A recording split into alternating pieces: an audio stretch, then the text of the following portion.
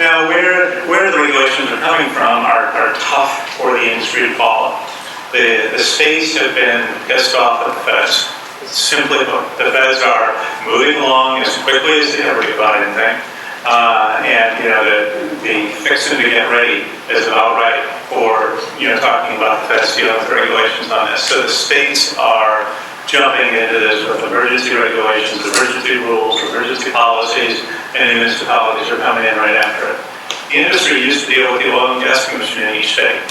It was a relatively collegial, relatively cooperative environment. They were regulated. To say they weren't regulated is wrong, but it was an easier, more straightforward regulatory environment. We now have the state environmental agencies, we have Department of Water Resources, we have divisions of wildlife getting involved, and we have US EPA. What a big help that's going to be all down the road because they're coming at it slowly. Dr. Hilbert mentioned the data US EPA are collecting right now, and maybe available the end of this year, may report on it next year. At the same time, Battelle is out there shadowing US EPA. They're collecting data at all the same retrospective and prospective sites. And I can guarantee you Battelle is working their butts off, making sure that their data come out first. They want to be the first ones out there with information. So there's going to be a bit of an overload for everybody here. But US EPA is going to be coming in last again, I'm afraid.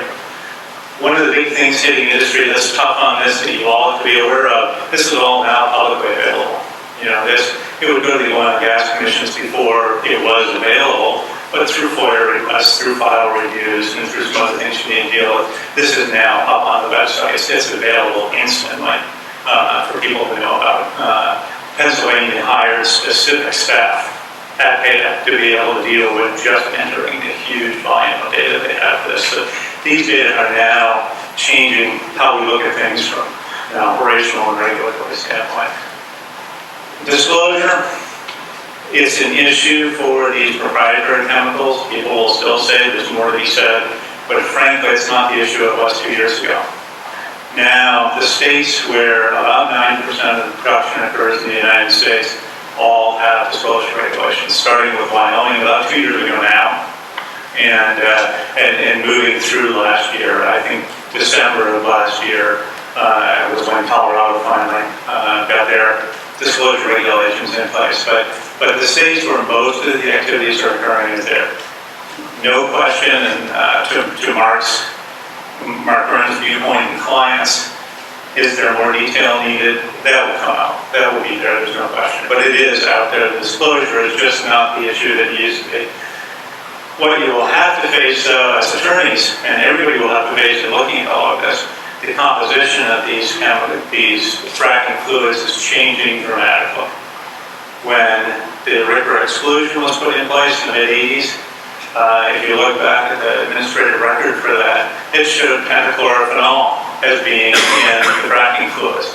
For all of us who work in Superfund and work around on different sites, pentachlorophenol isn't exactly a benign chemical, but that was the biocide used at that time. In fact, in the studies at the time, was taken out of the database as, that was just a biocide that we don't get tested all the time.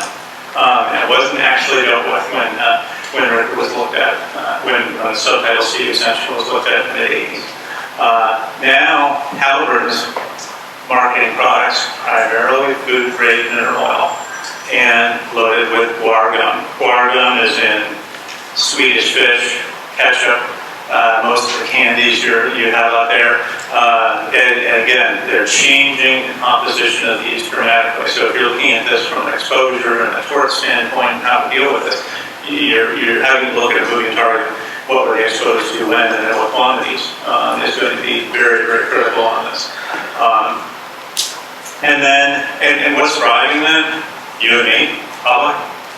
The regulations are driving it, but it's also being driven by the fact that industry is wanting to recycle on the wastewater on these well sites. And it's far easier to recycle and reuse if the chemicals you've got are food-grade additives like this than if you're using tough chemicals to deal with and treat down the road. So it's a changing target pretty dramatically.